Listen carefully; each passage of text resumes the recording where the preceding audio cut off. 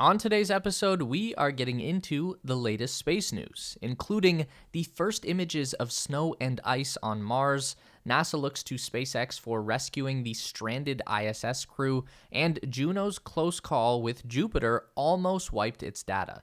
There's lots to go over this week, so let's get going. This is the Space Race. NASA's Jet Propulsion Laboratory treated us to a view of Martian winter over this holiday season, right down to frost, snow drifts, and falling ice crystals.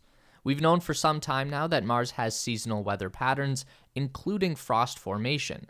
NASA's Viking landers in the 1970s captured images of water frost forming around them, and the Phoenix lander confirmed the same again in 2008.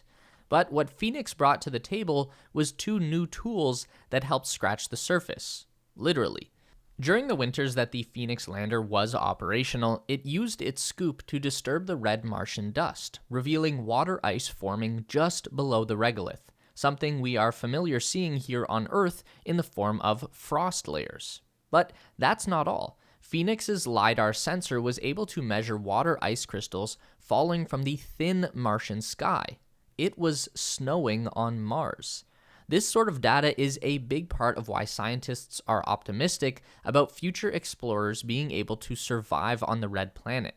Water ice is definitely widespread in some areas of the Martian surface. All we have to do is land in the right place. And winter on Mars isn't just marked by small patches of water, frost, and snow, but also with something unique to Mars's extremely cold environment, CO2 frost. Carbon dioxide freezes in areas that reach about minus 125.33 degrees Celsius, which isn't possible on Earth, we hope. And it's harder to detect if you don't see the frost take shape firsthand. This is because CO2 doesn't melt into a liquid, it sublimates, evaporating directly to a gas from its frozen solid state. We have, by this point, definitely recorded images of CO2 frost gracing the peaks of the red Martian dunes. But CO2 frost is also marked by the several strange shapes and formations they leave behind in the dust. As JPL Mars scientist Sylvain Piqueur points out in the video, we see spider-shaped features, fans, geysers, Dalmatian spots, fried eggs, all kinds of unique objects that are really challenging to understand, but that are beautiful and unique to Mars. It's a little terrifying that the surface of a planet we want to colonize gets that cold, but it is very cool to see the effects of CO2 frost change the landscape like that. Unfortunately, for snow sport enthusiasts, NASA reports that while Mars is very cold, snow buildup on this very dry planet is never more than a few feet high and mostly builds up on extremely flat areas of the surface. So while we might one day be able to enjoy a cup of cocoa while watching a Martian snowfall, we probably won't get much of a chance to ski or snowboard there. Not unless we engineer our own Martian ski resorts, of course. Things are slowly getting back to normal on the International Space Station. Work is being done on installing the new rollout solar panels, and some of the astronauts are preparing for an upcoming crew rotation in March. But the dramatic coolant leak in Soyuz capsule MS-22 that occurred in mid-December is now causing NASA and Russia's Roscosmos to scramble for solutions to how 3 of the current occupants might get home, and they've reportedly started asking partners like SpaceX if they could help. In a statement to Reuters, NASA spokesperson Sandra Jones confirmed that, saying, "We have asked SpaceX a few questions on their capability to return additional crew members on Dragon if necessary, but that is not our prime focus at this time," indicating that NASA is treating any option involving SpaceX as a plan B, just in case they can't repair MS-22 or require something faster than the next Soyuz flight. Because there is currently a SpaceX Dragon capsule docked at the station, the Endeavour vehicle which brought Crew 5 into orbit on October 5th, but that capsule is spoken for and will be taking the 4 members of Crew 5 back to Earth in March, around the same time as the Soyuz crew is scheduled to return.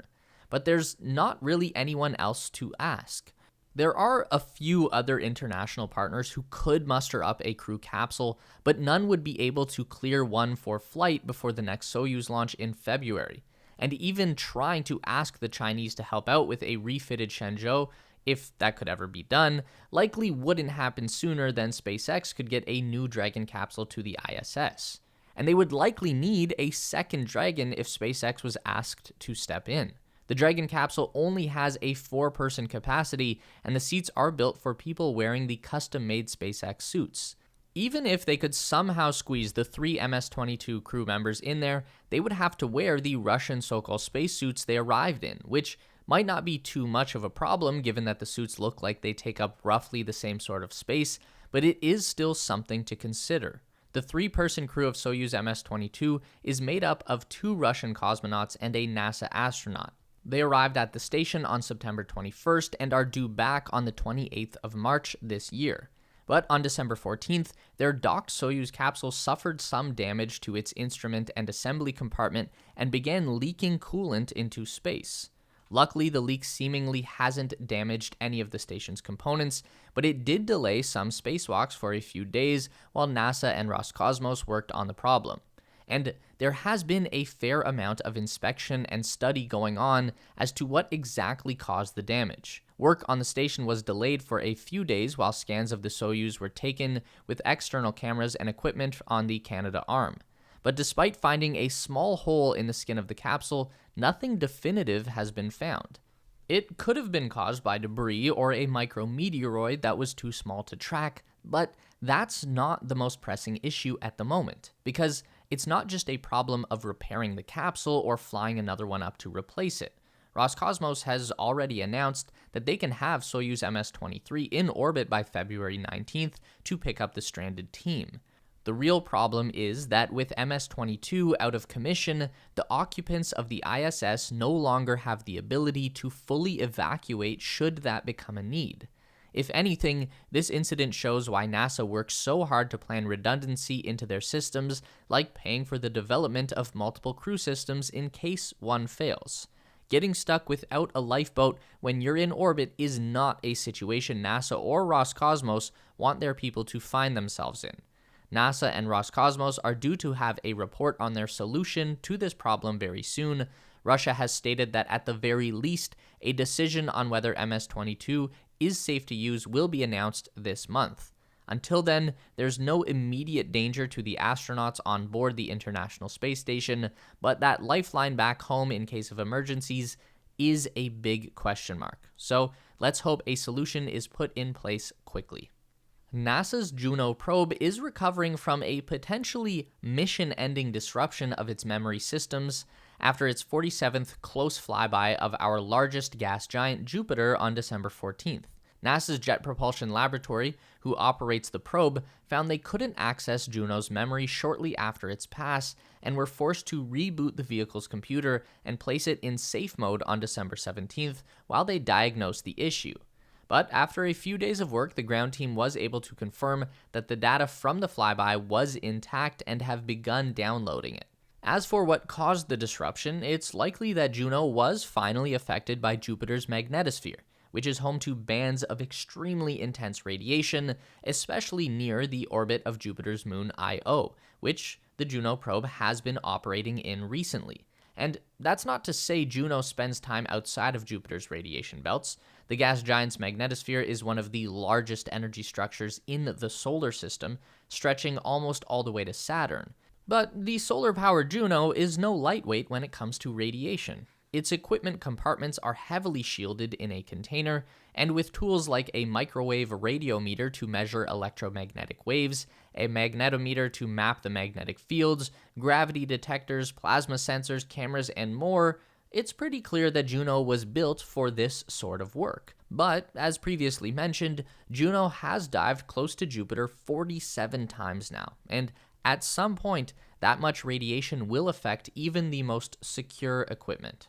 Luckily, it seems like all that was needed to fix the issue was to let Juno fly clear of that part of Jupiter's orbit, but this event puts some emphasis on the need to design spacecraft bound for the Jovian system and beyond with some heavy radiation shielding.